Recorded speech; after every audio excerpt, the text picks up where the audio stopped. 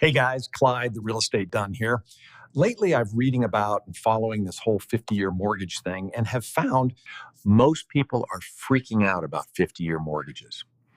They're saying it'll destroy the housing market, trap buyers in debt, and wipe out small landlords. But here's the truth nobody's talking about. If you're a real estate investor, especially a buy and hold landlord, a 50-year mortgage might be one of the biggest opportunities of the decade. Now, let me break down why.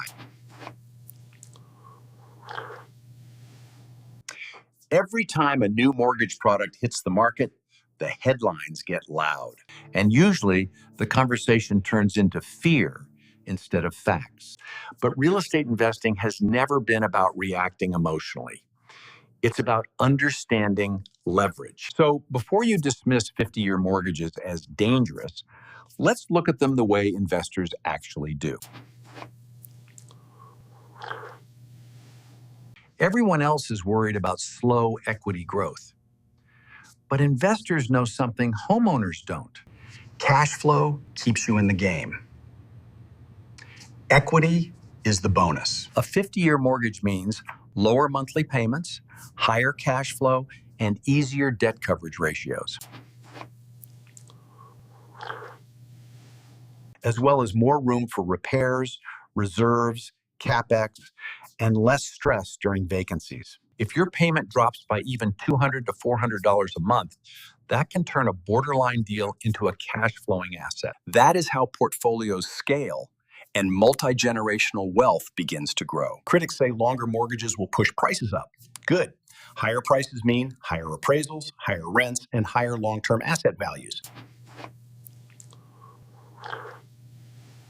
And more refinance opportunities. If you buy early in a 50-year mortgage environment, you're riding the appreciation wave that everyone else is complaining about. That's how multi-generational wealth is built. Homeowners worry about dying before the loan is paid off. Investors don't. What investors care about is control, cash flow, depreciation, tax advantages, and passing assets on to their children. A 50-year mortgage aligns perfectly with the investor mindset. Japan has 100-year mortgages. Why? Because real estate is a multi-generational asset. Investors already think this way. Now the financing finally matches the strategy. Inflation punishes savers and rewards borrowers. With a 50-year mortgage, the investor's payment stays fixed, rents rise, the real value of their debt shrinks, and their cash flow grows every year. Stretching debt over a longer period magnifies the inflation advantage. This is how quiet millionaires are made. If an investor is doing BRRRR or value-add projects, they know the first 12, 24 months are the tightest. A 50-year mortgage gives them breathing room while they renovate, stabilize tenants, rebrand, increase rents, and improve energy efficiency, and add bedrooms or ADUs to increase the value of the property, justifying any rental rate increases. And lower payments during stabilization equals lower risk plus a higher success rate. People say 50-year mortgages will hurt small landlords. No, they help them.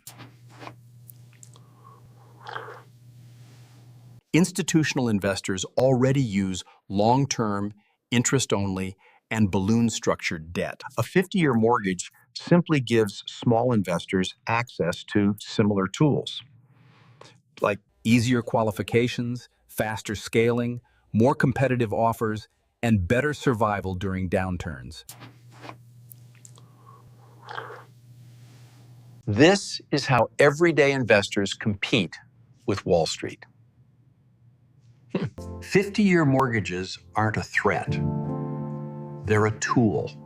And the investors who understand leverage will use that tool to build long-term generational wealth. If you want more breakdowns like this, strategies, scripts, and real-world investor tools, hit subscribe and stick around, because this is the kind of insight that separates the average landlord from the legacy builder. So until next time, I'll keep making them offers they can't refuse, one property at a time.